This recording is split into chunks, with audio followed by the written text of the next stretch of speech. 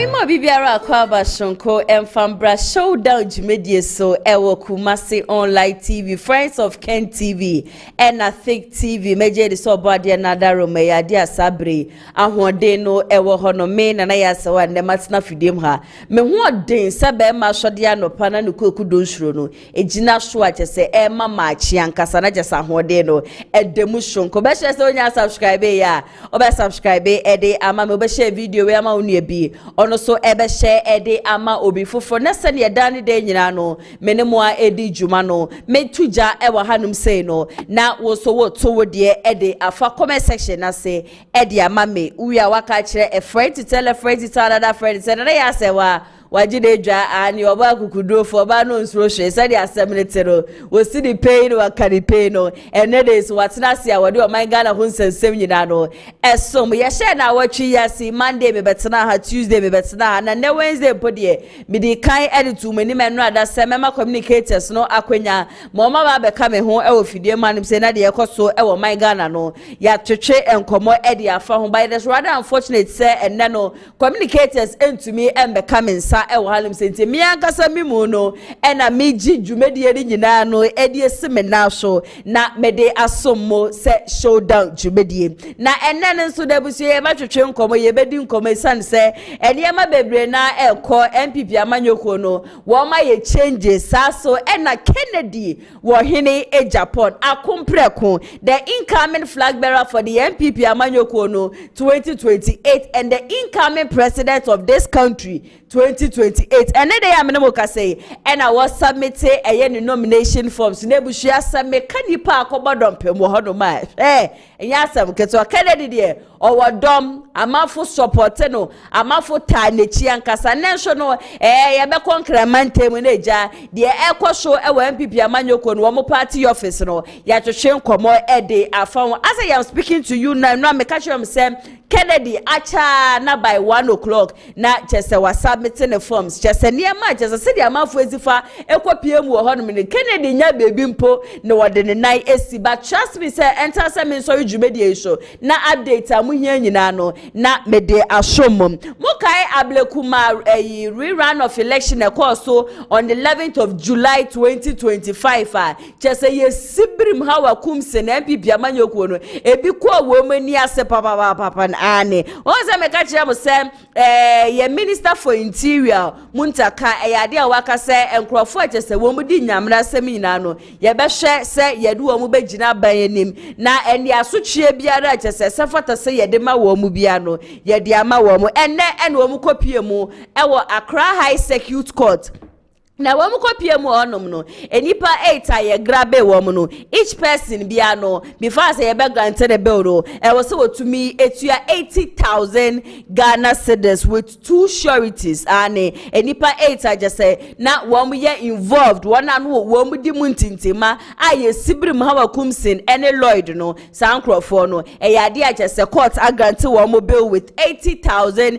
Ghana cedis each so and 2 sureties they bia one surety sorry they be ametna fidie man say me wa say me ameka ne say wo the political party bi echi na de che ye de abaika we bi ehwa wonsa na ye de ukotwiri mu a e bia na wo firifie agese bi nemu e bia na wo firifie agese kapre mpo ya sem to ne ye ka so obi kura no embe 1000 Ghana cedis kura na enya de a wo mu benya wo bi to form agese wo mu koton webusua kokoo ana say efie hono medan bi eda hono no wo mu siesie de mahan ansani yetumi de esie nipa ntiru ye nipa de sedi na so di politicians ye chi a aya no wa hwe wana motu ye aya no wa hwe abrabo a wo bo no wa hwe ni ye enkodi 1000 cedis na 2000 cedis bia political party bi ye de be ma wunti na unkodi nsemu no at the end of the day each person 80,000 Ghana cedis ebushia enya sam ketwa saso ena achenkwa na abrantie ya wodi de juma e wo wuntumi TV helicopter crash ko so obetena ho be keka nkwasi asebe keka nsemu se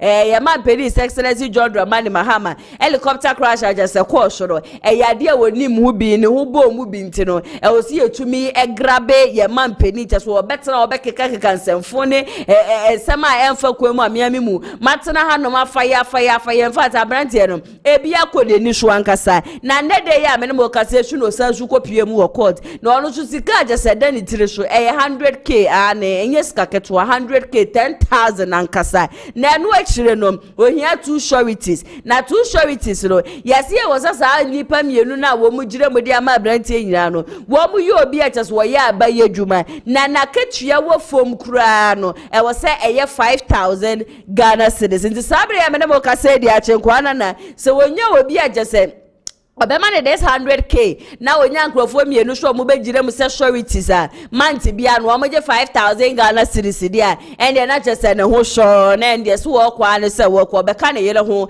ene ne ma ho e wa gye so no ma tonsa edi ne wanya obi a so dia emza je se ye piano edi ne kohye nsawom abrantie kura de ne ho asem de abuhwem se maka ntenye fi asana me ba be se madaje e wo ne ho mekoso wetufu wo ye yuta wesi so ni politician Mbiachi na sebi unkonyanya mras ma brantie kura wakọ remand 2 weeks owie 2 weeks no wakọ dem nso be 2 weeks enya asem ketwa na wo hye wo kasa ye yanka the end of the day no akasa ne ema we nyina no enya de a ebeto na Randy Abbey so sabre ya menebo kase wonu so asiu abronye DC ya ne abrantie na nanim huhu ne sepafo ne sesa gewu no ane eya de a chese Randy Abbey wonu ena ye pani a chese Ghana Cocoa board so we see abronye DC ankasa we see abronye DC atra na abefo ntentan fidie yi so akeka nsem bi a chese enya nokure e de afa ne ho na allegations ni bi e say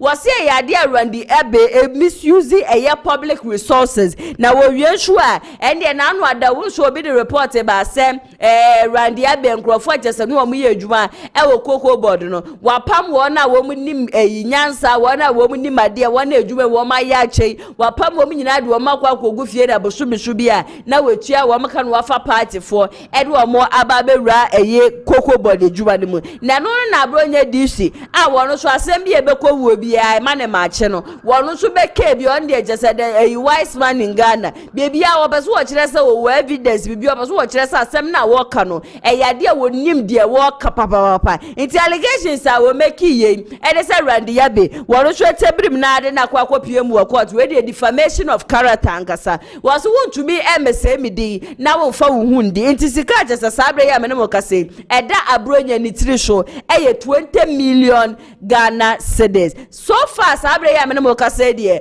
menye hu sa abronye disi ababo nti ababa respond but trust me say the moment update bia bebebia no meba betena fidie manum say na mede ni nyina no asomo mokai akweti aba election nso ebuhwa nyame adoma September 2nd ebe koso no eno ada metina fidie maka chem se candidate ba ko a chese wo no no ye friend ankoma ane wo jina de ma party ba ko a wo kire se onu kra de na document ni bibia de aye ready anka wo gina ede ama Action People's Party na wahwe senka nkrofa wo mu wakwetia ede kokromoti ne beto aba ede ama no na hwekọ wie ekire no na isi apamene ya na sambre nkomotwetwe bia koso a emre eko nanim no sa nkomotwetwe ni nyina no medan de di ede akirem saso and another prophecy and no me the prophecy ba ko be sommo ene de ya me na mo kase boot for boot o shamia baby biara wo bia no mi chia wo ankasa enne so nenta se me so ejumedi so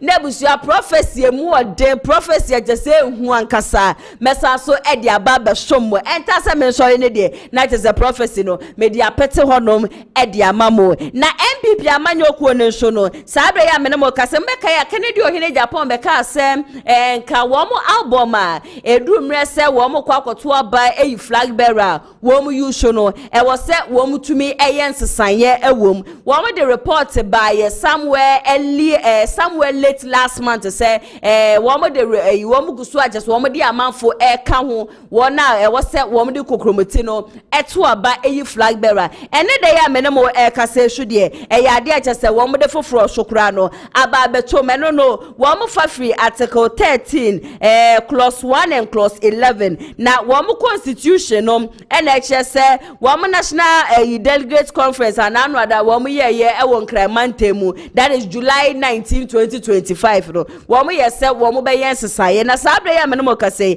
sesaye a woma ye no ebiniem de edikan former regional and constituency executives nyame ya adoma womu beto abani bi. Members of the National Council of Elders ebeto abani bi. 30 members of the National Council of Patrons womu sho ebeto abani bi. And past national officers womu beto abani bi. Na yekomu sho all former party card-bearing members of parliament, parliamentary candidates, ministers, deputy ministers, metropolitan, municipal and district chief executives, and MMDCs, and external branch executives. Sankrofoni nyinano. Eyadi a womdi kokromotino. Ebetua bani bi on the 31st of January 2025. Saso and a TESCON president. Each of the universities and mechanics schools such as war my Ghana mu and they are accredited yajia tumu no yade just school be a TESCON ewo mu bia no nyame adoma one president ebetua banom ebisaso and a national TESCON coordinators, all regional TESCON coordinators, and a one TESCON patron from each recognized institution one more ebetua banibi saso and a each regional council of elders, 10 patrons from each region, 5 members from each constituency council of elders, and a 5 constituency patrons. Woman Yinano Ediko Kromotino Ebetuaba on the 31st of January 2025. And all 4 officers that fall under the categories above requested say woman Yinano Ebe submit woman din na womo akwa register. Said Ebeya Nyame Aduma on the 31st of January 2026. Shua sankrofo nyina no ediko kromotino ebeto abani binti. In fact make say Kennedy ohine Japan waye ade papa pesan say eye wono na ede sansem we ba abonti a wo kire say album no e wo se yetumi biemu na enipa hodo na etumi eto abani binti ne me hu say MP bi amanyoko no meka ne say so far eye ade a wo mu etie efutu ankasa ebusia video wo hono ma che say amafo e kire de etie a wo mu do Kennedy na etie enne de no akwa mu ewo MPP amajoko no wo party officer wo mo kire se kokromotino je se wo mo di team so e de ama Kennedy ohine Japan wo mo kire se senye Kennedy a enya de a wo mo beto aba ebi e kire se sa buga bi a je se 2023 ye course no MPP amanyoko no MPP mpenifo no se wo mu nim na sa buga na ekoso 2023 no wo mo sa so repeat sa buga na enya dia wo mu di kokromoti no ebeto aba 2028 en wo mo kire se wo kofa wo bi ba na se nipa na wo de ne ba ye no eya dia won nya de nipa na ade ne ba ye no wo bon wa there is no way se wo wadaje se wo repeat sa nipa ne biom en de ma bi kura kasa ya just se wo kofa ade na se wo ton na ade na wo ni de bi esi wutiri sho bi ento bi ya se otume sesa won sa no enti sabre se MPP amanyoko ne sesa won sa no dia ende na de wo se efota se wo be lead no betumi bua wo na o my God afa ne ntuma pefra e nipa ba akope. That is Kennedy wo hene e Japan e bi so kire se ne enti e wo mu do Kennedy a che se enne wuku ada wo megya wo ma dia wo mu ye nyina no aba be pie mu e wo MPP amanyoko no head office a wo mu be bua na Kennedy wo hene Japan wetumi a submit the nomination forms they say Kennedy ya kukuduro ni Kennedy nchantro Kennedy nya corrupt Kennedy the assembly said yet no city pay no wakadi pay enu nti na wo nyina no wo manage Kennedy ho enne de ya menemo kase wo mso wo mu ba be support Kennedy ohine Japan wo mso wo mu be ko swedi de chia kosi se ye beto aba no mu wie na no wo mo sre delegate se eja mu na nyame ya adoma mo kwa akwoto aba aba na mo kwa akwoto no mu nhwe ye papa na mankoye mistake ana anu adamu koye ni bi nipa wo sefata se eduru hodo ba moto ma no eye Kennedy ohine Japan na ndi ebusua se ye himini asa emmonyome fenta Kennedy echidie enye easy kame ho ne yenkoe na yenkohwe ye ni so ade emra sesia.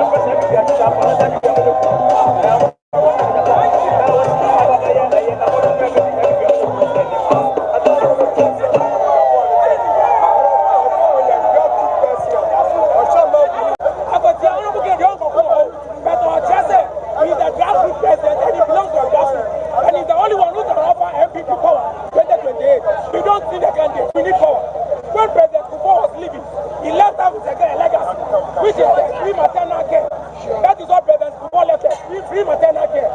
When Akufo-Addo is also leaving, he left us with free education. And now we need somebody who can leave us with another legacy, which is just. And the only one who can leave that legacy now is Honorable Kennedy Akumbreku Ejapong. We the delegates, we are confiding in him that he can do for us. And we have hope in him that 2028 is going to be the president. And also, inshallah, I'm telling you, inshallah, is going to be the father of the Liverpool God. God bless him, God bless him, people.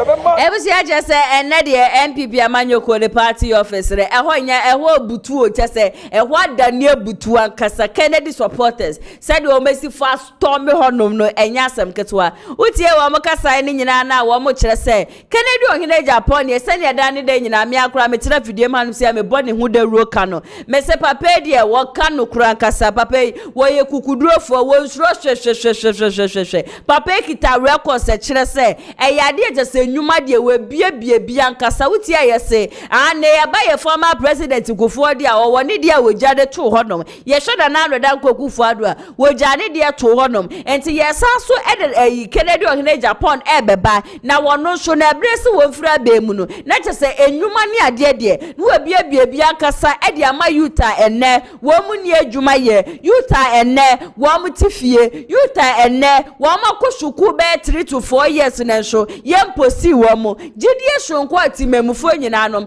ewo Kennedy ohene Japan mu no eno ena ama wo mu dudo na akwakopie mu ewo enkramante mu a wo mu nyina no ehwe nim se Kennedy ohene Japan ebeba be submit the forms no na eja ensem biara opeso wo de tudwa bia so no wetimi ede atudwa Kennedy de enkrofo aka na Kennedy kasa ni how na Kennedy nya presidential material masa se ye benya wo bia enne ni sune ne ba be yete se jeje de enne obetia yen de enne obe correct ye na wo be bia adwuma maye na obe ma ye boto maye de na obe ma ye nsa atwumi akoya no a ebusua mi se ya meti henka mini problem esan se wo bi beba na nipa ne beba be dwene num de beba be kire Ghana fo ni ye be ma na tere kunwa ne so 4 years 8 years na be kwa wie kire no wonja bibi papa bi amfa to ho fa ma Ghana fo de anka wo bi mra wo medi yatem na wo mebie ndwuma wo mesisi schools o me ye ne ma sefata chese tourist ne ade nyina no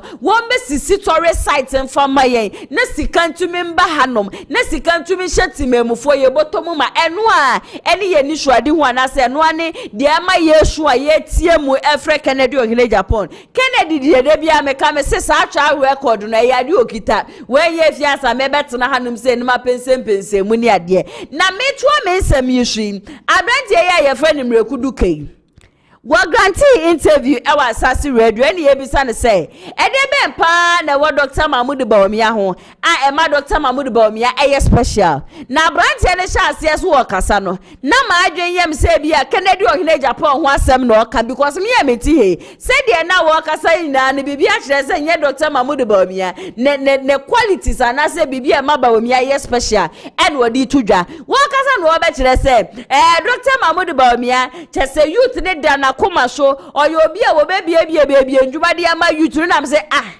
Bawumia ben na mrekudu ke yo ka na wasem Dr. Mahmoud Bawumia ya MP before 16 years na anu ada election wo de anim gwase awie ba ye ana se Dr. Mahmoud Bawumia ben de ye nim na wo be cast one day no ye mate ne keke no ana se de na anu ade wo be share ye ma me no mo ma kola bose wo ba obesu toilet de ama wo mi ana se Bawumia ben de was wo ye economic measure ya so ye de Ghana manyokonum ye de Ghana ye sika sem nyina share ne nsa wo be wie Ghana wakas wache $1 no e dia hye dem ekọ wie kire no na $1 Ghana cedi $1 eye 16 Ghana cedis no anase Dr. Mahmoud Bawumia ben asem no ka dia wo mama wo mote napko abesi ne 700 Ghana cedis impodo ye ntumi entua amfa ma napko fo no anase Dr. Mahmoud Bawumia ben na wo wie ye no en wo che se Dr. Mahmoud Bawumia dia wo wotema nam se mi hu se Bawumia wotema o ye ka wo bia wo wotema wo bia jese ne nyonko ho kire na na ye ne ya mia miti he de minim se Kennedy ohene Japan esan se Kennedy aye niama bebra e kire se wo hu se wo bi ho kire na ye ne ya mede bokopie mu e wo konfa no chi a e wo honom empa wheelchair ne ade mede bokopie mu enkramante mu so akopie mu e wo 37 military hospital eno so si cardio center e de ma wo mu intini tima bempa na ne de no mrekudu kanani abedi jese wo chire mu na Dr. Mahmoud Bawumia wotema ena sisi ane nkrofo wo medi dem ni ade nyina no Dr. Mahmoud Bawumia hwe wo na mzie masajai dedere jai kasa no de yeti memufuo ne nim ne se ni part so krasa records ne se ohu se ne nyonko ho chire na chese bibi ye ne Kennedy ohene Japan aside Kennedy ohene Japan candidate a wo mu gire nyina no sa qualities a mrekuduka woni abiri agese wubrugu honumi emu bienu hono ma agese se na efata se wode ma Dr. Mahmoud Bawumia mrekuduka se mimi ni wo makuma mu ye pa sa abrante do wo yada Kennedy ohene Japan but onim se Dr. Mahmoud Bawumia no buga papa niam ekwobo ne kra wontumi nkanu ntirende osimu ye nkwa ye ndi na chibisa na agese ndi ebia wo ba appointment ade wo di bia ma ba Kennedy de sese adwemmɔ mentality bi kitawa the moment obe wo appointment na abedi nkwasi asem no enter sa ade nche na wo mra no na just ye yi wadi na we let her down man no nonsense man enti sa qualities yam na kudu kana na ni abede a no acheche me ade ina no me ameti ye menim se ko Edema Kennedy ohine Japan credit no enko enfama asasi radio yenko na yenko tie me kudu ka ensem emrasisia. What is special about Dr. Alhaji Mahmood Bawumia? Ni speciality oyebia ame ada oyem asemhia kese o mabrabom ni obi osuro nyankopon because obi onso nyame bia heartless. Yeah. Na me priority them the access nipa obi a osuro nyame na oyobi a osuro nyame oyobi a oyede mesan second box or the ethic mam nye de oyobi a owo tema nye baze ibi a ohun hienya ohun mobor obi a ohun sabi obi a wezidama ohun mobor sisi ameka say amanfa wezidama Dr. Mahmood Bawumia na radini sika zo hwewon tutu nara especially eko one a offending leprosy. Yeah. What adopting one onyende ibi a odwin the job creation job do be creating juma amamranti wetum aye obi a sabi America vice president otum reference in there ada oda betimu po oda be ofata na me so what aba mama me so ba be bi ebi nsi da Africa ha the America fu betum reference something good of Ghana Africa ebi nsi obi a America fu betum reference the na dwumu do na them drones nsem yo da be of muja NDC fuka de oyaza okohwe mesafo wogwaregwaye look at this the man so abra discover oil and wa kohwesem no onso was ayajongo obey no na them block ya them na excuses now them drones you know what's okohwe nkofo ho egwaye and look at what he's doing even America wa reference and if you're asking me the qualities hwe ibia otedam otum creating juma and in juma no is not like there or you be a problem solver obi ohu there sebe Ghana ha yan economy no so obetuma ye ya gide yenya gold backed economy wotum adwena no obi an omma obi an tirim and this fu bae wo ko ho gidi why those days one obedun gold pon because no our consolidated fund yeah bay and we need to ring fence the revenue stream of gold. Yeah. And you to minerals income investment fund and to MDF just to support the developmental agenda of the respective mining communities. Ye nama nipa odwin kwechir onye KKK na dwene defoma or create opportunities for people or create opportunities for his country. That is what we are talking about. You are there. Ghana. Baby no. We need to do better. Because Singapore. Now I was surprised. Inti yet Ghana na yakakade na Singapore per capita income. Na Ghana per capita income. Started the same. Inti do Singapore, will you ask the baby said the master Mubaka Mamubi and Kabi Ubi can shut up. Because on fat tempo there, they don't compare Singapore in any way. But yen na no what they akohoma body sika the same akoma body sika no they say yensa de yankobobra yen ya guanyi ma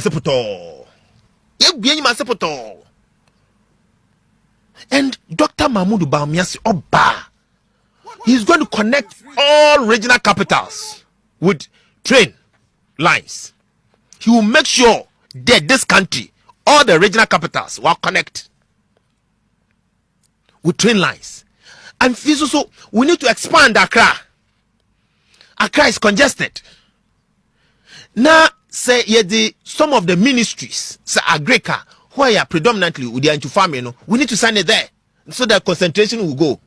Say energy, we need to send the energy ministry to a regional if you don't so that the concentration will be there. Lands and natural resources, where do you place it? Or not arguably, we better the land in Bisu Accra. nti resources in Kano na so baby the land is also in Accra. We can even maintain it here.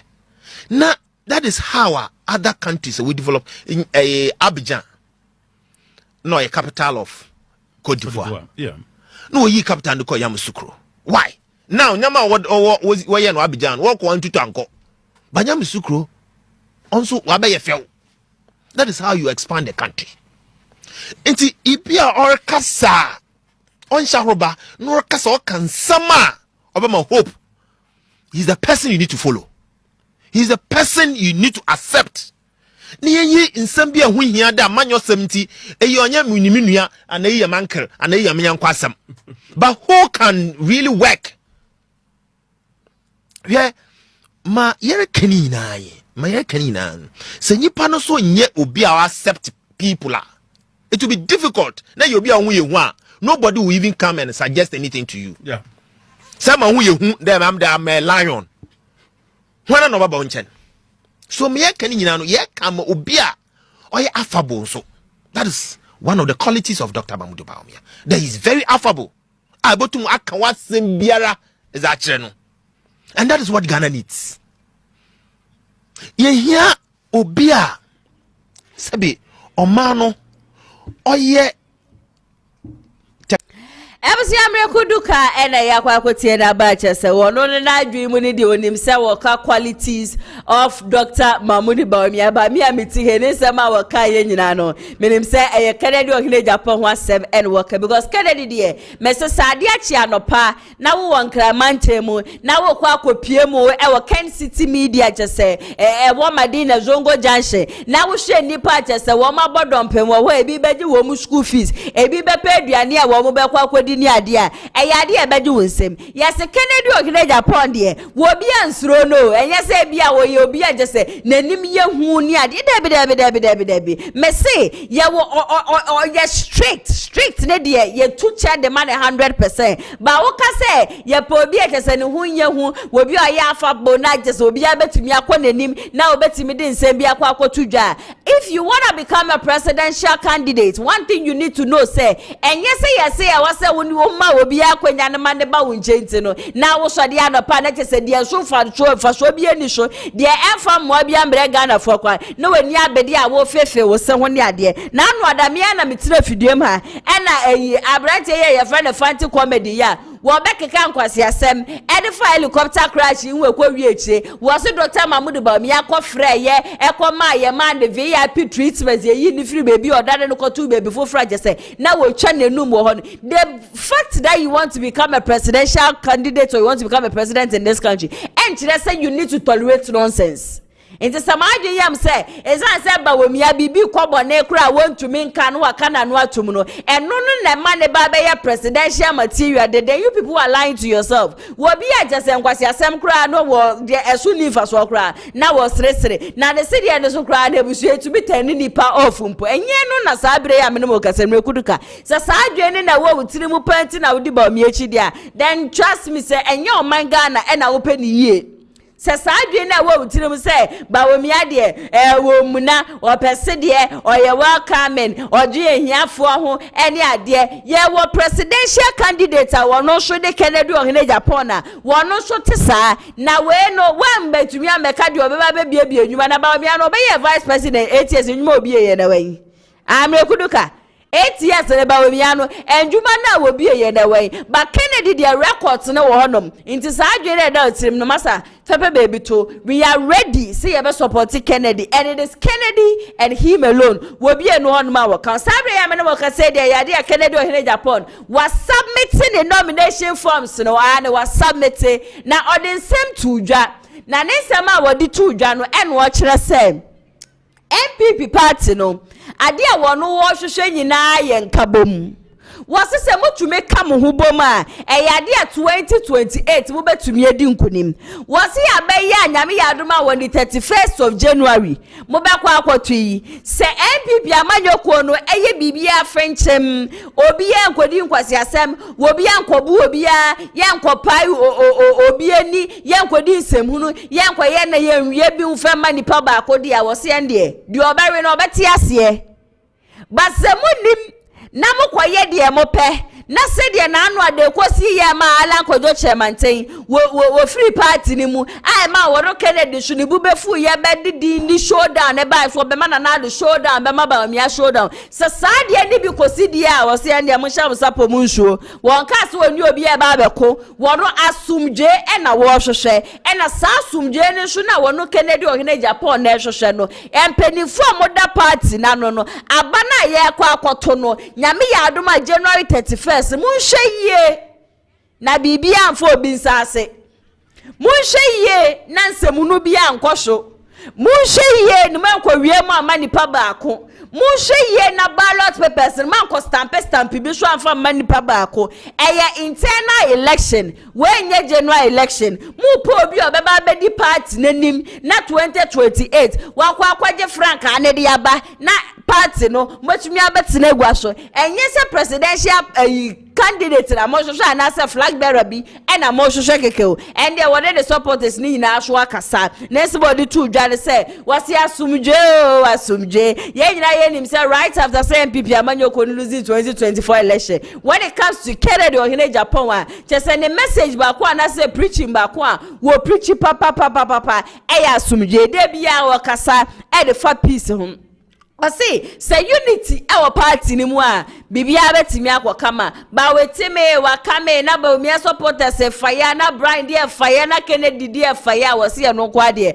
e ya de a entumi emboa eye MPP amanyoko no na no da metira video ma no ze meka jam say Brian e champions isi ane de what free o share Brian ati free yankasa Brian e champions wonti obi ya case and e Bawumia supporters amone na ma ba fonte video show na mudi nsebu no mudi nkwasi asem so wono no e the tribal conflict e ba o mamu no was one team case na mo Bawumia no wo bie no hono ma wa support ne e chen ono Brian e champion ba eniema bi wo hono ma wono ankasa mu watena se adwunu wo ehunu say yesa so e de Bawumia ba nya de e babua was East region 2024 election no supported Bawumia wo disika supported Bawumia mpo eche na nado danko ekufuado e na sansema na anu adana nado so be ka say wo be win 2016 election ni paje so funding no ni pa wo support ni ni bottom sika eboa ne papa e yo no Brian Champo se na anu adakohia e na nado danko ekufuado kwa no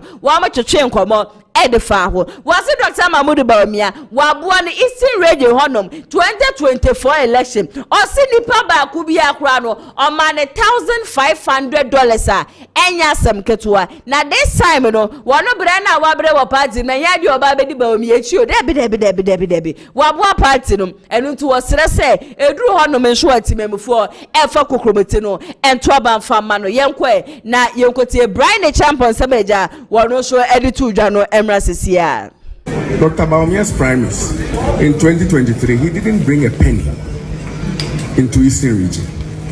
I paid every single penny for him to become flag bearer of this party. He didn't pay a penny. All the constituency executives, everybody collected how much? No, the primaries 2023, the dollar. How much do you collect? Everybody collected $1,500. Super delegates. Yes. Super delegates.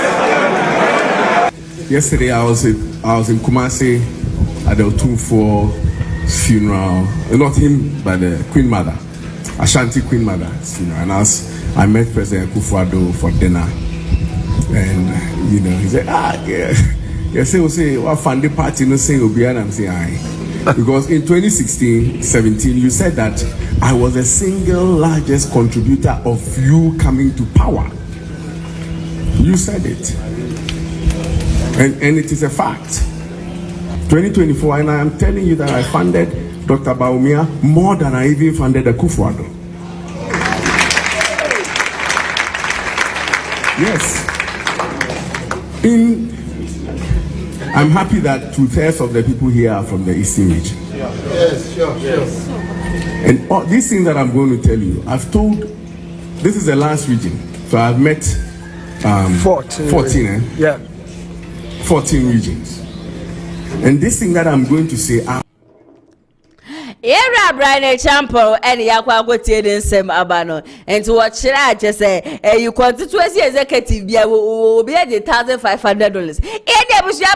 Always capao. Say each person be $1,500 a year. Not as a yes cacaton about Dr. Mahmoud Bawumia 2024 Brian Champo support one. What did he see support? Saint and say Brian Champo was one for the pioneer show. So the other say, what to be and say what to be. Now, Brian Champo Naga say. This whole tribal conflict here, yes, what the bay and what trend papa. And on Russia Saba Button was say, Bawumia supporters, and yet the mobile can make Brian Champo, Buma Bemo, Debbie. For now, I am focused. More candidates, no more candidates. I am Bawumiano, Yada Nebaye, one party, no, Ma Prusino Kusas and Dokwana Yanka say you're not an amnesty and Dokwana Baye, but one day Yawuna tomb, and at the moment I want to me, never 100,000, yet never 200,000 times. Santo Kwani Tunyancha Yadi, Kusasi for Becasani, yet the neighbors is here, Maprusi for Benya Hapan, and to Roma Fakukobetino,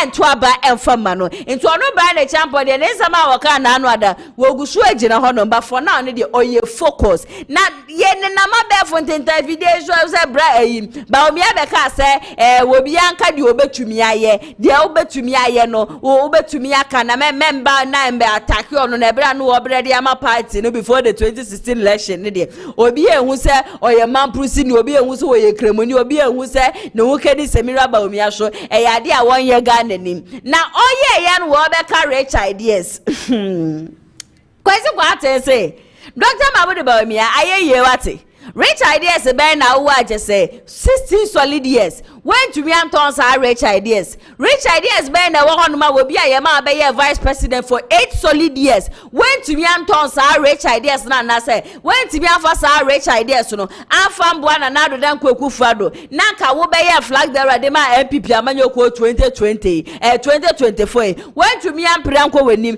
na when to me anim kudim was one no sa rich ideas ne ade no oti ana je se bibi ya ye no and was say de bia mekura meka me say if you wanna be a leader you need to accept criticism was it Dr. Mahmoud Bawumia way and the papa be a ba party ni mu bia de yo no but the boni bia chese course we MPP party ni mu no enye ono was sa niam ne ko na eya na Bawumia ye no e ma ne la ke cross wo be sa ba be flag bearer kra de ama MPP amanyoko ni 2028 wo wie no kire se Ghana card ba ye Dr. Mahmoud Bawumia kire Ghana fo nyina so no na de ba ye drone na de ye ba ya na no ada ha na bishu bekas wo mo de ba betwa eye ma wo mu dwale de ade e ro so de Bawumia eje ho fansa na Mr. Digitalization wo no na de ba ye ntini ye mo semfama ne ye huhuri ye jump ye Bawumia ni o Bawumia ni and there one day straight one ambulance de Bawumia so beje ta na ni aso se eye wo no no de ba ye chese bibi papa bi e ko so na na ro dan kwakufu ado na aba mu bia no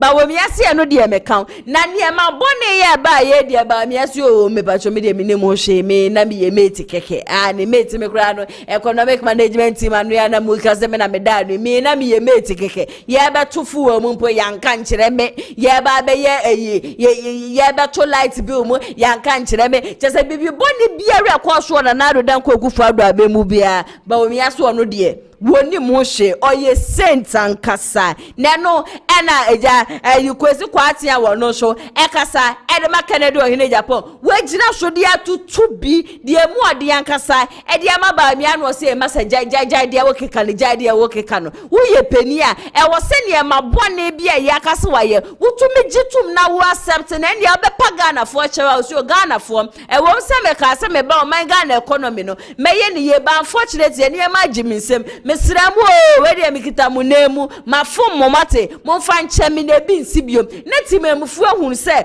wo ba be patron ye do bo na echewa ye do bo na echew na ade bibi boni biara be kwotwi be kwbrema bia we de wusu wuni mo hwe na jese wo na ye nsamfa wo mra se be ye flag bearer no ade papa ben e na wo ye o se rich ideas ndi ye fantu baby na Dr. Mahmoud Bawumia rich ideas bi enu honom wo be ye anko ye ne dada ye se kwatere kwaso wo be mantoma e ye tie ni di 8 years wo tumi afa rich ideas number enye 2028 and on the rich ideas biara ebeba video credit no enko enfama GH1 TV womada roma ene yetuminya video yi bia ye show ye de show mo e Kumasi online TV Thick TV and a Friends of Ken TV yanko na yenkotie Kwasi Kwarteng sem no emrasisia. AGBA sat in the city you're sitting in last week and says that Dr. Bawumia's rich ideas are so rich that Ghana cannot afford not to have that man in the seat to implement those ideas. So those rich ideas, when did they come? After 16 years of political leadership? Or he had them and he couldn't have the space to implement them or what? Yeah, he was not the driver. Nana Akufo-Addo suma our mami of the economic management team no so emma me se me hwe so na o mami sa space no a mitumi aye ejuma aboa no so we are very happy with the exchange rate no. You see, this whole point about, let me tell you, one of the greatest trademark of every great leader is your ability to own up to responsibilities. You were not the driver, but you say Ghana card, you did it, right? You were not the driver, you say E-Gate, you did it. You were not the driver, but Bank of Ghana, you did it. You were not the driver, but everything that borders on technology. Of course, I mean, the economy was not doing well. When the economy was doing well, he arrested the CD and gave the keys to the IGP. Is that not the case? But when the economy was not doing well, he now became silent on the economy. No, at that time he's a mate. Then, or if he was not the driver, how come a lot of things they're able to attribute it to him? You see, for me, that argument is not only illogical, but it's also completely unintelligent. The argument that you elect and select what you want to own up and take responsibility for. So Akufo-Addo was what? An evil or what? No. You see, I've always maintained that Akufo-Addo's legacy and track record is going to even take us into 2028. You see, Akufo-Addo, I mean, like any human being, like I indicated, has a strengths and has a shortcoming. Look at the election result that I just showed you. 5.8 million in 2020 to 6.7 million. You think Ghanaians didn't know what they were doing? In 2020, they still believed in him. Akufo-Addo's popularity started coming down post-COVID, the last 2 years, where things went south, the economy had almost broken, and it was even a prophecy that he had earlier given, when he said, we know how to bring back human lives, sorry, the economy, but we do not know how to bring back human lives. Yeah. It was a projection that the economy could break down. But when the economy broke down and things had gone south, and the ordinary Ghanaian felt that for us it's bread and butter issues. We don't care whether the economy is, we don't care whether you cause it or not. But for us, we need things to start running. Ghanaians didn't care. They didn't even care about the comparative analysis that was being done, comparing our situation to the rest of the world. In that case, if you're a leader, sometimes frustration may also set in. And of course, I mean, a bit of pushing and other things too, or something that maybe we could have improved as a people, and also most importantly, communication. But I've always maintained that the best president we've ever had in our history is President Akufo-Addo. Take his manifesto, go through the promises that he gave, and tell me which one of them he did not honor. Maybe in terms of satisfaction or fully implementing those policies, he was not able to. But I mean, things are hard. So there is e-levy, there is betting tax, there is DDEP. You have to take responsibility, apologize to the people, and tell them that it's just situational, and with time, things will change. But if you come and say that, I am not part, those ones are my boss, do you think people will trust you? Interesting.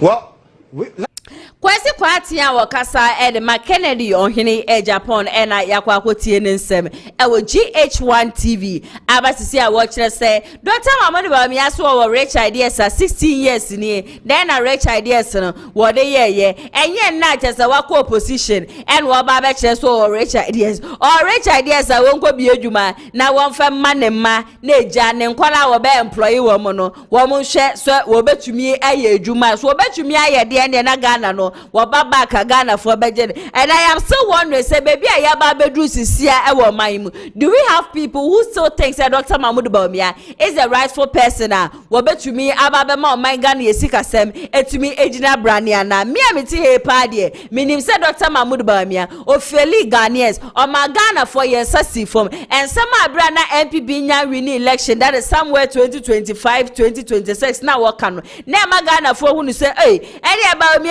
my dear Papa papa just say ye go find if you Bank of Ghana and then buy ye in the said there was if kasa na said was if ye na dia na ya $2 no na just say niam betimi apeke dia mai but ebra ye fa no from 2016 to 2020 there o simu na ye to 2020 abani wie ye kwesi 2024 afi ye hu ya na say Dr. Mahmoud Bawumia na wo ye economic measure no na afi dia papa baby obekwa kwagire bia digitalization papa digitalization joy Ghana for ashum on tese oman Ghana economy nimpo die Hey, one more one pobium. Hey, yeah, Cassena, Bawumia, na dollar ya, which ye wine a real key at a dollar. Janissa, oh, Bawumia, one come even as at the time, warrior campaign in Posa Ghana for Fakumatin to about money 2024.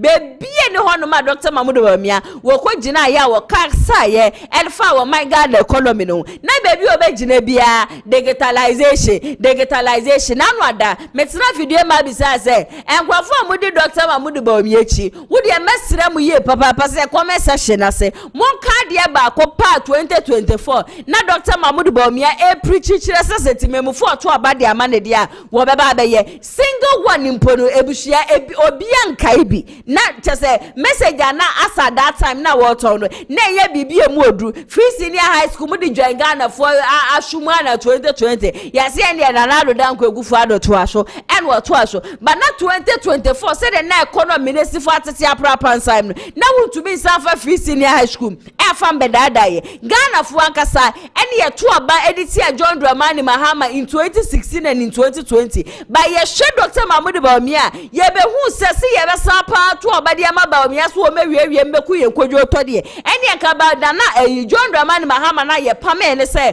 wa born odidum so ba chire Ghana fu akwanwa ma ohia ba o man ni mu no ene ka ye nkofa ne mre san se dia wo ye economic measure yampono wo matimemufo yensesifom wo ma ekomi kunyen wo ma oman ni mu aye den ene se 2024 amafu kwoto abani se boom ede ma John Dramani Mahama sano nti se wo sa kire se wo rich ideas ne dia ebuso rich ideas ne 16 years yehu a ana 8 years obeye vice president yehu a enye de na MPP amanyokuo no eko opposition and wo ba be kire se or rich ideas sanko obehye ye man kenye ne no obehye ye man ko hye ye ma dada metro so edi amamodi a na je Kwasi Kwarteng ya wasan tutu bibiom asa so di Bawumia na nanu adabra champion ni statement yo be make ye se kusasi ni mamprusifu ntokwe ena Kwasi Kwarteng ye ka se oh asema ka Brian champion ka ye eye no kro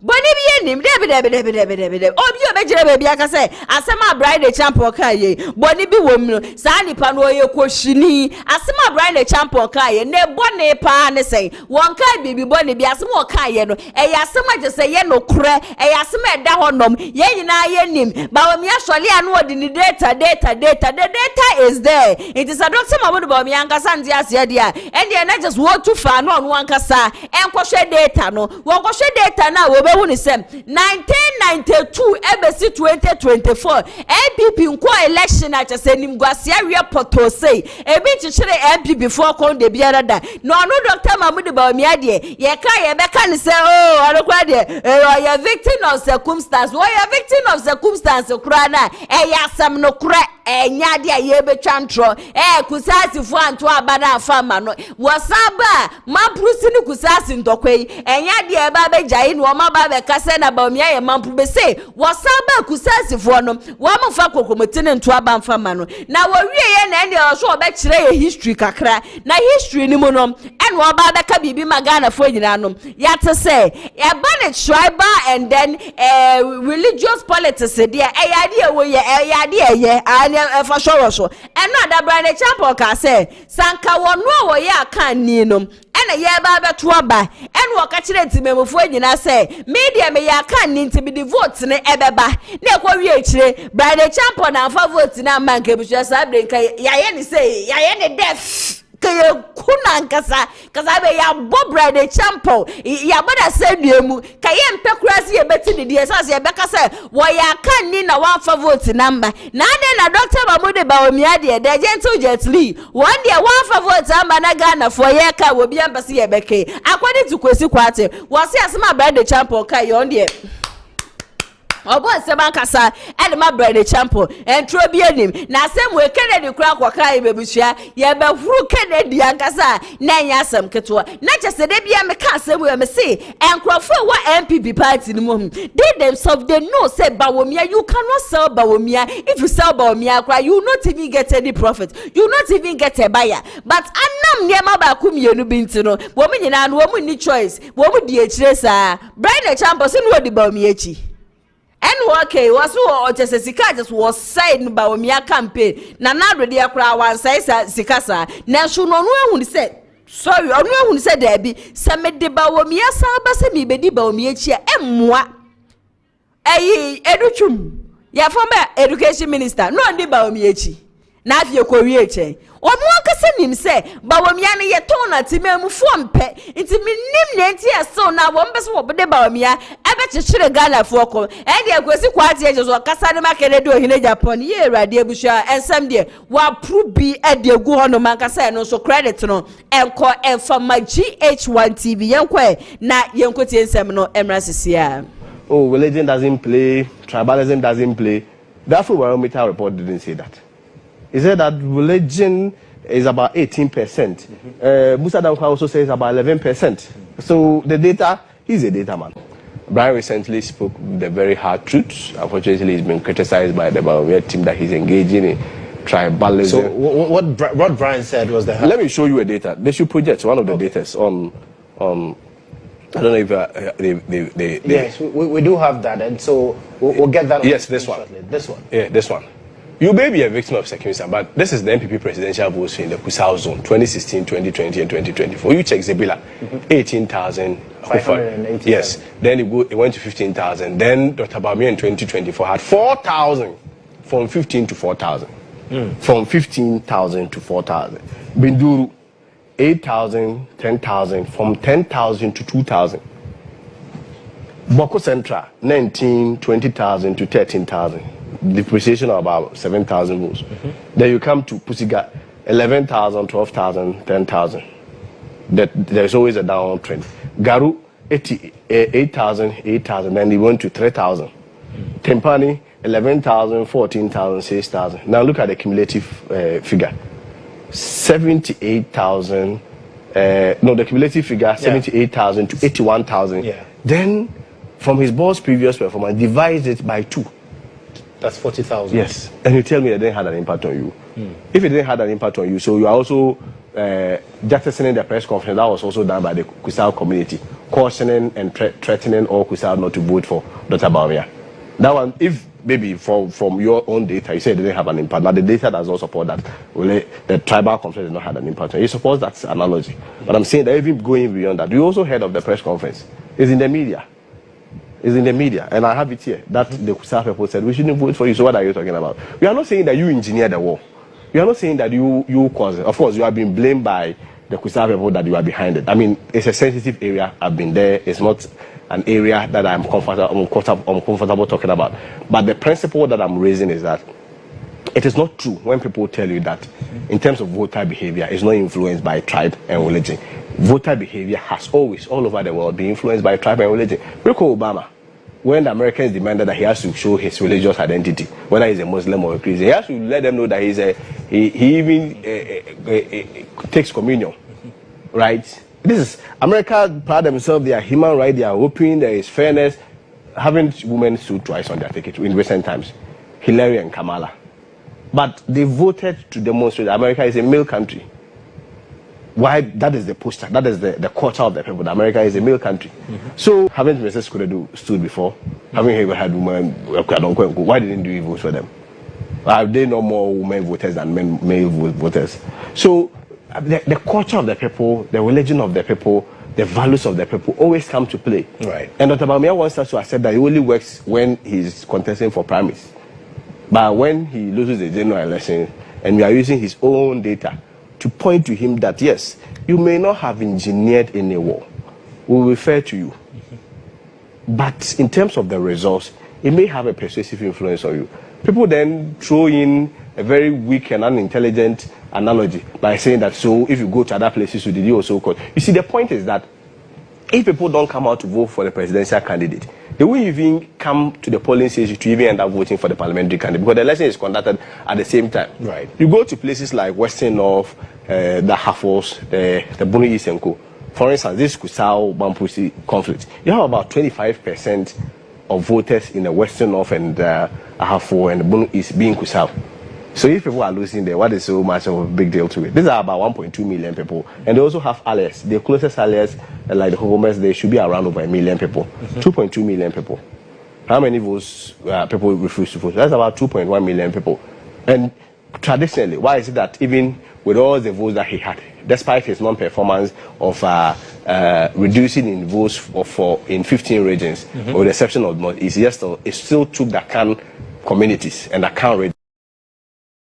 Japan Kwasi Kwarteng and Yasanso. Aquacotere Samabawas, and Bawumia, he's just a victim of circumstance. As I'm not just a Brian Champion Kayen, and one of the hardest truth pa and our Canisano. But if you Yasama Kayen, no cre. Trodo. Mesha si ane mekachira mo se nano ye be konkre mantemu na yakwa akwocheche enkomo e dia fa Kennedy Ohene Japan and de ya che so submit e ne nomination form the sabre ya me mo ka say e ya dia Florence e wa ahoma ne so aje se be ma na kwa ba shonko e dia ba show down jumedi so Florence nana ya ta bibia ba ko de ya me adu bibia e kwa so pa eniema te say e wo honom.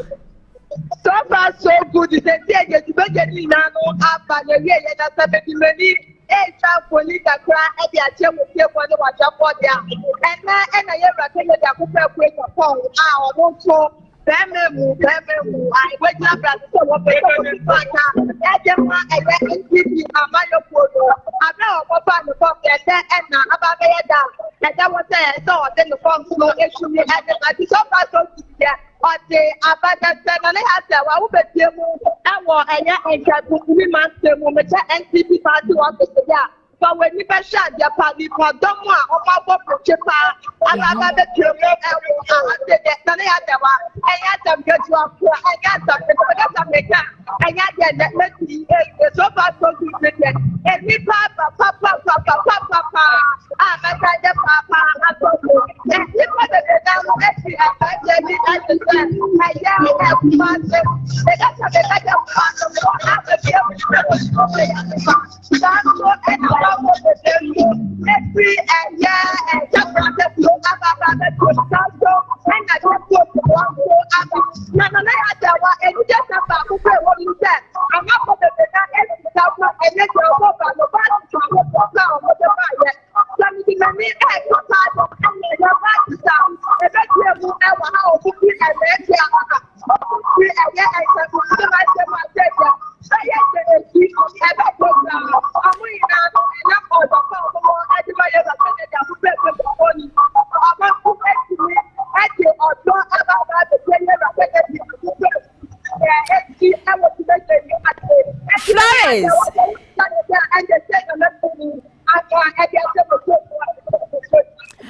Florence, not just a yet to us here. Kennedy Ohene Japan and the day no. And young cran from Kwan, the Koshiano, or maybe free different regions, Rominano, Ababe PM1 Cramante, Mempi Piamanyo for the party office. Nana ata wa mese anyata kwetu ya baka ni tatu waje weno so far so good anyanga info no mu hosti program no na mo mo je ayata so for me je ku ma so for na program of the mu ba so na ye nyanu aya mo tu ni so ku aya edito mu ta ma le bole ga sabana meje any way ki na no aya je mu de na so ababa de mu e ma ta so mo ko ki ta brande aba so ana se Abu Nano Abba the Timu, I was to make it. I am quite off. I'm not going to take it now, and I'm going to and a boy about that. I ever said that I'm with the Japan. Let's remember, get over here and people. There were young people about more NTP for Apple. Here are other protector, my type of every MP more Apple and almost say. So here are Canada, Japan, where you need to come and tell whether the NTP are my not only to yeah, and I was just saying, and I have attended a program for you to let their end. So I want to add your add your media and a boy and go about fire attended a program for Japan.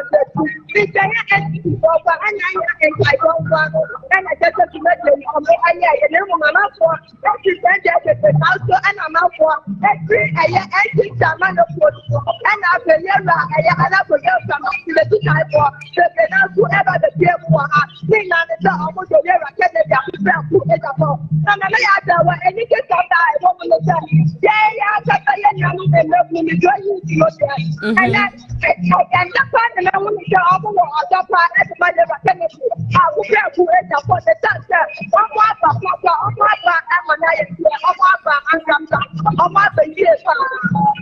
okay, now Florence, what can one seven? What's that? Be free temale, be free yendi ni ade che se enkremofo na kasa mu no wo ma ye ready say wo mo support Kennedy Ohene Japan. Can I ask one question why? I ask you, one I am going to say that Alhaji Mahmood Bawumia. Ne nkrofo. I ask you we now about that Canada who is upon the thing and the sound which you are using a job. And I tell you Canada who is going to follow for a fire of I can't hear that Alhaji Mahmood Bawumia or fire.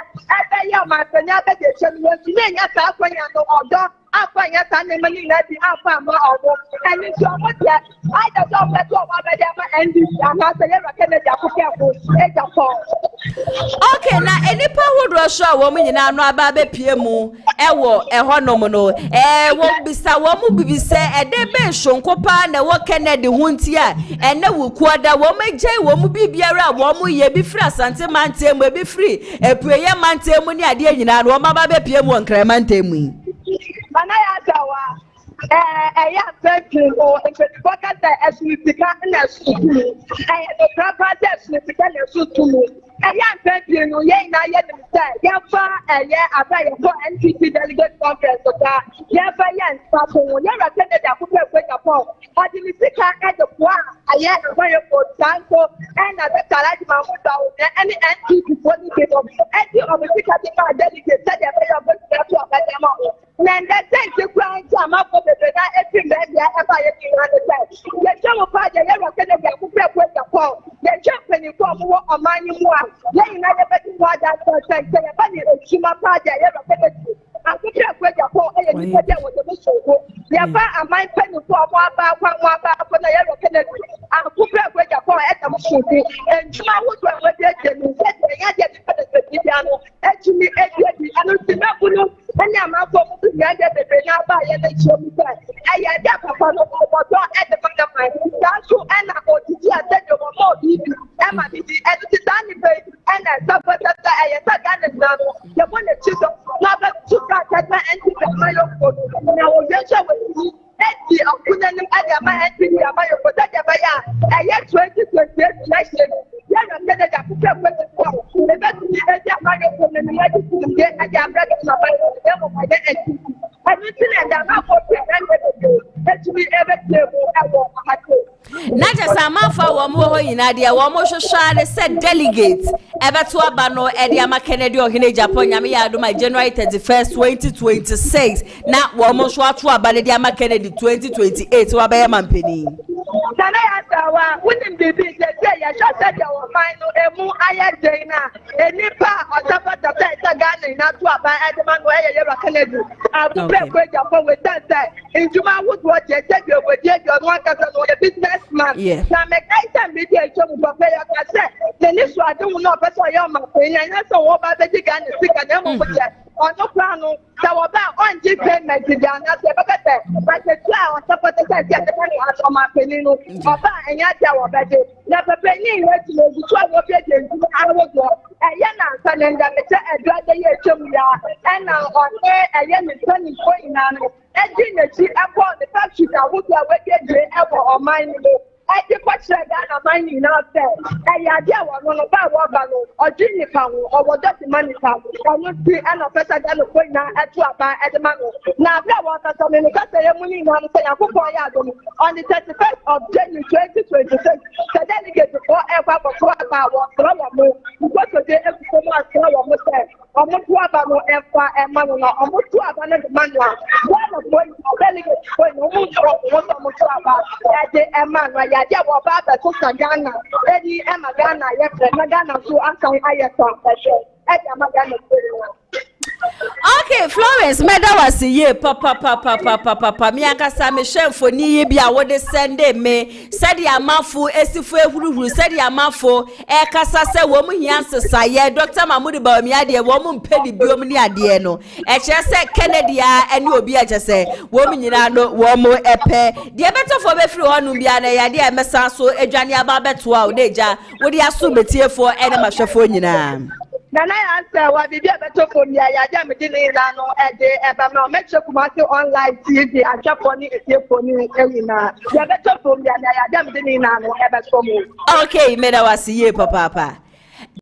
Ebusia Florence ena sabre ya menemo ka say owo enkramante mu achese ebibia manyoko no wo mo party office de ekosho ewo ono mebra Kennedy ohine Japan submit eye ne forms no en wo boni nyina tofa ama ye nyina no yaso etumi atibi wutia chese enye enkrafo anko ebi free Ashanti region ebi free Northern region ebi free Central region ebi free Brona Hafo region na ene Wednesday kura na yeda yedi be kwa ye adwuma na wo hwe sankrofo we nyina wo megye bibi biara wo mo ye no makwa kopie mu ankramantem yese ne basis na ebuhwanya basis ketwa and ya basis ba se paper when yankrofo ya basi wo mo debi enkrofo wo mo say wo mo wo gidie e wo do sonko e de Kennedy ohine Japan wotie Florence a wo say in northern fokra na wo maba be pie mu e wo ankramantem no wo mo sama wo mo kanyina nse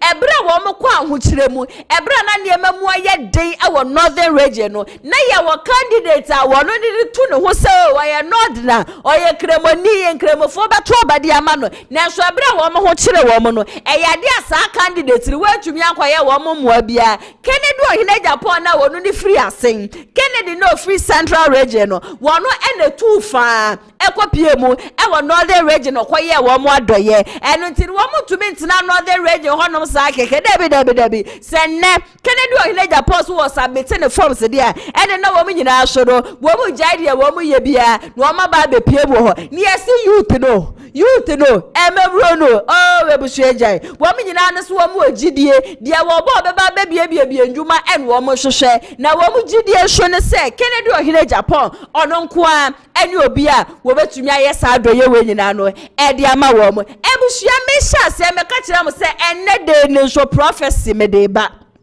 na prophecy no ekọ e dia ma nipa baako na ebusua se dia prophecy no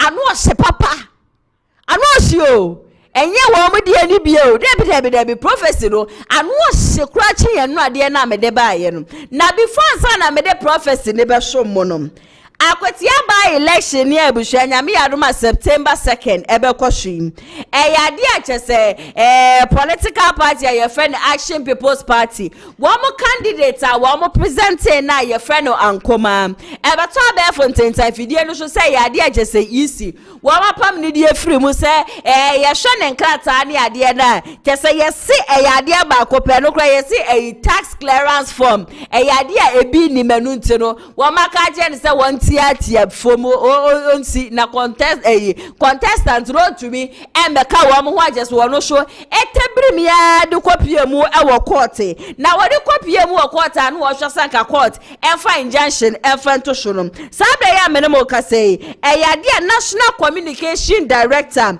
edema Action People's Party wo no so de nsem bia tudwa ye friend ni no ye friend Debra na Debra ne nsem a a waka ne se waso ono no hu ne sa se yi kududu bi ya de je se kokosho se niema bi je se sisi ano dai na di wa kwatia no ono hu ne se bia enya boko sa je se kwan ya wa mo fa strategies wo mo candidate a wo mo present no wo mo ma ni si fom no wo ma dwe ho a wonte ase eno to wakotena NIT FM ene ne ebusua wo bo nchiremu ene nchiremu no ja ya chi kuro yi credit no enko for NIT FM a measure so be ka me ho ne yakọ na yakọ akotie abasisia ne ye ba na ejambe commission atoa mo so yentie emrasisia ati eye Kenneth Nana Kwame Asamoah the party no enti danzo nyankopon medini now mona mode injunction akoto akwatia by election. Yes, the East is not being fair. East in a fair cry.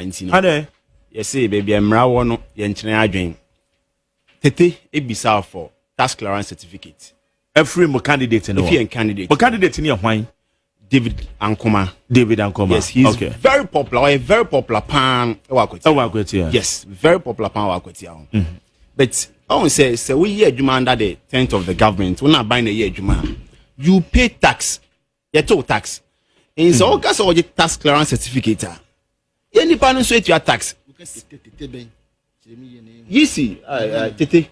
A deputy commissioner. Yes. Right. Now, interestingly, our friend of Crown Song, I saw the strange number friend and son of the file. Call. Only pakuni to your tax. You attend the tax. Also pay tax clearance certificate. Or ye Juma or Shabana say, and a businessman there. Then Mark Ubet Makaso or a businessman to decide tax clearance certificate in the bra. Until you say, baby, I'm Rawan Mark Yen China. That's a moon in our down court. Now, Udua Kotian Pessoa said, no, David Ankoma popular. No, be any moon. Minim say, yeah, MPP, say, yeah, NDC in a home. Because I think 1 week ago, say, you could share a place from the IGP. Therefore, the friend is saying, Kofi Akpalu, Nkrofor by, Yensu Koi, the MPP Koi, the NDC Koi. Kofi Akpalu, the Wama withdraw from there. No, at that time. Okay, that time. You could share.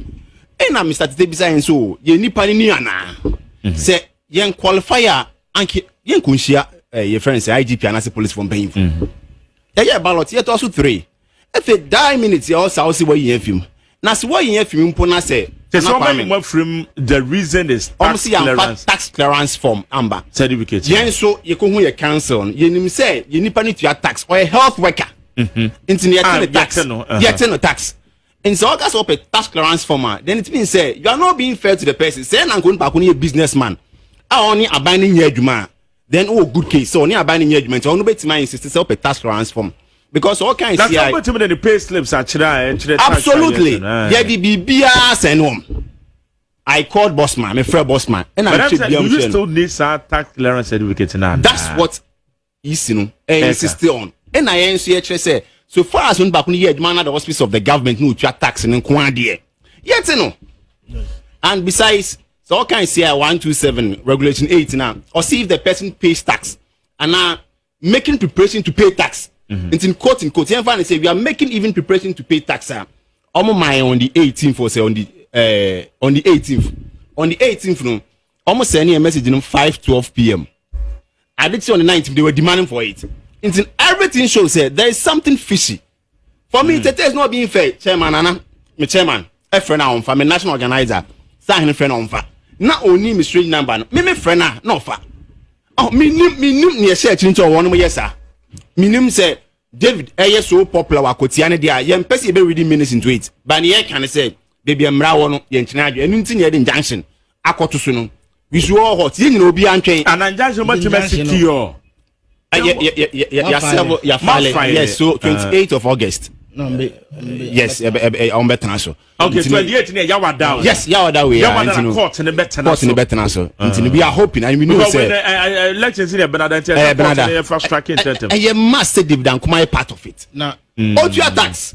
Into who insisted so tax is that the only reason here? That is the only reason from the EC. And then the EC reason on their mind. And I answer actually soon back on your tax. So far as show evidence. Yeah, the pay slips, everything. Actually say, your tax. So what else again?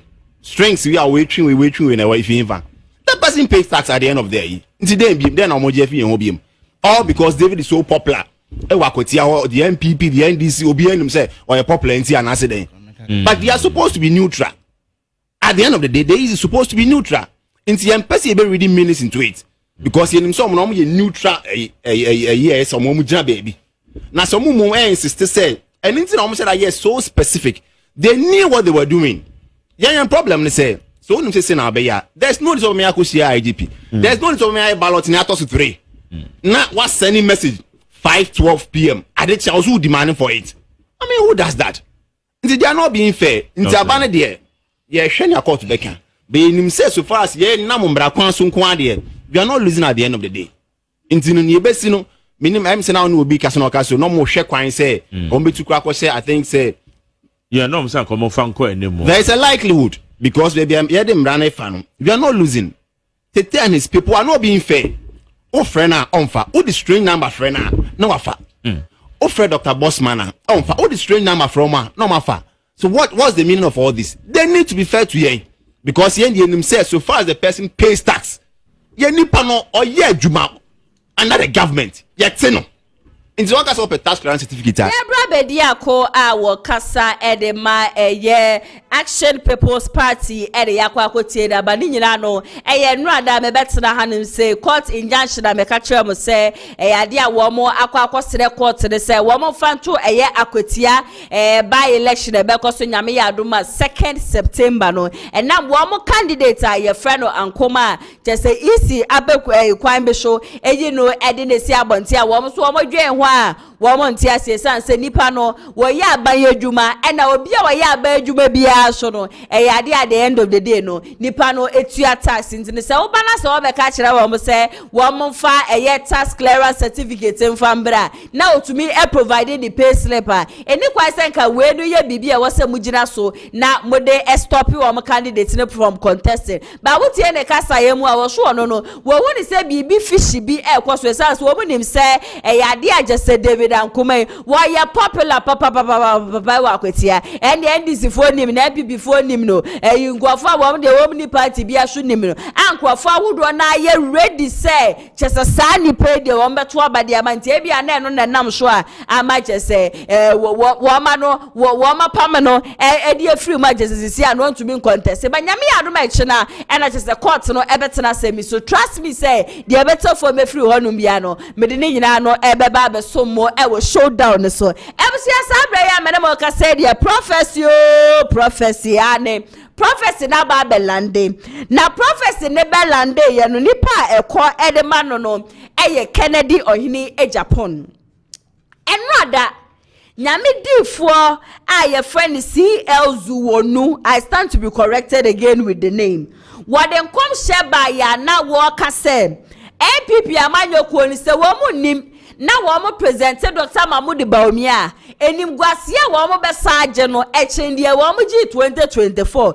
na de Nyankopon wadan na didi a kire ne se Kennedy ohene Japan ena ye chosen one Prophet El Bernard so eden kom shabe no so kire se Kennedy ohene Japan na ekọ Prophet Kwarteng wono so den kom shaba e kire se Kennedy ohene Japan ena ekọ na sabre ya menemo ka se de kom shafofra busua be tome na asodom eye Bishop Owusu na according to Bishop Owusu no was said the trading upon Yakupon dine the kire no ene ma trading upon Yakupon e kire ni foni de kire no se Ghana for pa sanka yeti ye bon pipe na Yakupon e kasa de egu yasuma yeti a ohun anka se Kennedy ohene Japan anka ye hu se wo bank wo se ye da fom kra na papa no otietia ye so na se ye royal tade di sen fom na papa no etietia so san se ye pe wo bia wo vision wo bia wo be ma wo Ghana ayefe wo bia wo be ma man Ghana aye to say European countries CBD ene na just enyo bia Kennedy ohene Japan pe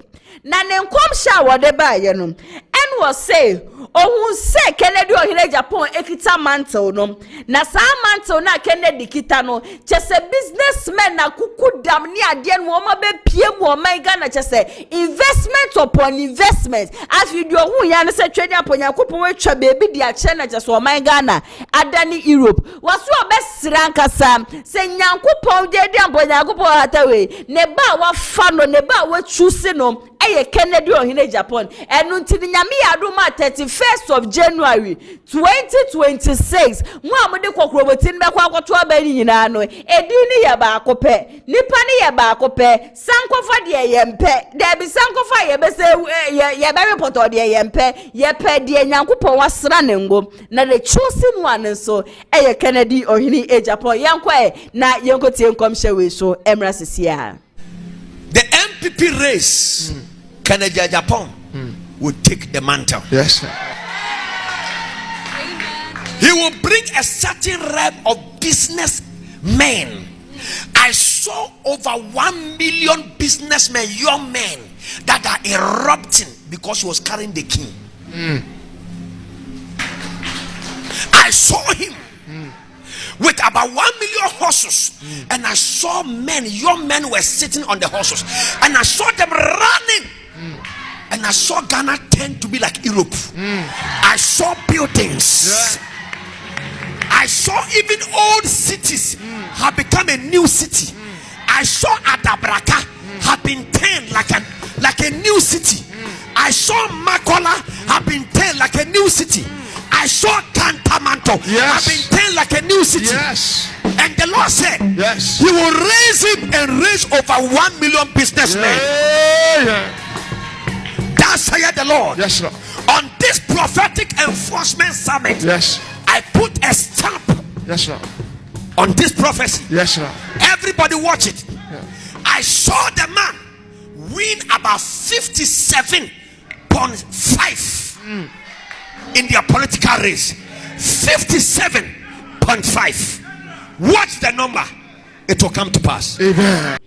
Bishop Owusu enkomhye no elebusia wode atufom no wankasa uti enkomhye ni wie elebusia wo ya osai meje di say asofo de guma hudro uti enkomhye ni wie sisi ano wo hu gira wo ho so ankasa de bia yetena ha ye kase ye wonkrofo wo ma ye ready se wo mo be som wo man no ye wonkrofo wo ma ye ready se wo mo be transform me o man. This is a genuine man of God. Watch let's say Kennedy ohine Japan ohun se wo kura mantle no na over 1 million businessmen na just wo ma be pie mu o man Ghana and the investment upon investment ebushia enya asem ketwa na ne de wo sesa wo man Ghana yankasa ye makola ye kantomanto chese marketplaces ahodo baby kura ye nim se o de gata ye ho no ma ho de bon kankan ne ade ohun se Kennedy Japan sesa ne mama chese sa old cities ni nyina no Baba ye foforo na no ada yenhwe ye agese bon kankan ye dan kramantemi se muti Kennedy ohine Japan na asema wo kan ye mesi Kennedy ohine Japan is the only person na obetumi transforming Ghana. We are not asking MPP for anything. Yen kan kire MPP for say monfa sikambra yansa na yakoto aba. Yen kan kire MPP for say monkoto ka asema ye na yakoto aba. Yen kan kire MPP for say monhwode anopa bia mbeche aduane mfama ye asemba akopɛ ene ye ka kire MPP amanyokuo no wana nyame ya aduma wo mo beto aba ne say kokromote no enkasa enfama Kennedy ohine Japan na edinfo nkwamhye de twedi aponyankopon wakade afa wo man Ghana ho no entumi mremu candidate ne kasa utie Kennedy asema uhuni se Kennedy de wo demonstranko uhuni se Kennedy de wo kasa chese ahunhum nyina kure nije yesi se Kennedy bapa no wo kasa na buhwe se mu weni na mu hwe se de heaven ho no wo musifu ebo se sifu himanki ebeji wunsem abofo ne ade nyina no wo mo twen Kennedy ohine Japan so obeba be transform wo man Ghana ebsia emre no ekọ ankasa mo amode adwonhwe baaye no meje bre na makenkan ni nyina no e de ama I don't know say me phone lines into okay maybe can comment e bia abasa ofre eba jumedie ne so a 0550623377 ubetimi afre de aba jumedie ne so 0550623377 normal call WhatsApp emu bia abafre bia me ba kire be mo akwanya na so do wadwenhwe e de aba enenso ye de post no eto honom Kennedy Japan Dr. Bawumia Dr. Yaw Educhum and Brian Echampong enya 6% Saso ena Dr. Yao Edutrumen so enya 3%, Dr. Bawumia enya 11%, ena as usual Kennedy Akumpreko ohini AGYAPONG wano so enya 80%. Any power wamoto abane eneno eye 35 votes and nipa 35 ene to abano. This is not the only station na ye poll CB. I think say me hu Insura FM 4 there, me hu Akoma 4 there, and anytime I want be polls ni biano nipa wo lead Kennedy ohini AGYAPONG ti we kra no I will say to me send a signal be the ma MPP benefo say Ghana for enhwehwe obi ade omo hwehwe Kennedy ohini AGYAPONG. Make kan comment ni bia buy and same since you see o say Ken AGYAPONG no Ken no votes. Ghanaians want Kennedy AGYAPONG, of course. Emilia and so say in Ken we trust, no Ken no votes. Ken all the way. Rebecca Yabua or see no Ken for Ghana. Rebecca Yabua Ken all the way. Okay, so no Ken no Ghana until the Ken all the way. And Sam Sisi was say Bawumia has no rich ideas. Chia. Okay. Emilia say Ken is the only one who can lead NPP for victory 2028. In Ken we trust, that is 2028 in Ken we trust. And Sam Sisi was say Bawumia is just destroying the party. He should go away la. Emilia, we love you so much. Incoming NPP presidential candidate and incoming president of Ghana 2028. Ken all the way. Inshallah. Chedi ampo nyankopon tie Ghana for yinano. Yesu fre. Emilia was say Ken o Ken. O say Ken AGYAPONG. Ken all the way. Kennedy. We love you. Just in the comment section I said there. Ni nyina no Kennedy wohini AGYAPONG. Wano ena enipa bebre na ehwe nim se wo be take you over na chese eniema papa ewo ni mu nyina no wetimi aye ede aboa oman konkron Ghana ebsia memra no ekopa nti hana mrema mkwa neja ensoma nne me de besomo se shoulder jumedie no medi ni nyina beba na wie ye production team hana ATP baby biara obia no me wish speedy recovery saso na executive producer so Mr. Daniel yebo me so ameti na adwama ende dey eni jumedie besomo medi ni munim dada na ya se wa nyame ya do ba china ya wada yade ameba betena fidie manim se na medi o man Ghana ho sesem nyina so no aba besomo nya subscribe ya no subscribe dia mo share video we so ama unu ebe ono so a share e dia ma obi foforo na comment section na senso no wo de wadwen hwe so afa honom e dia ma mo so am share wo TV. Good evening enko enfama munyina nyame ya do ba china ya besan so e dia share for now ne dia makramo.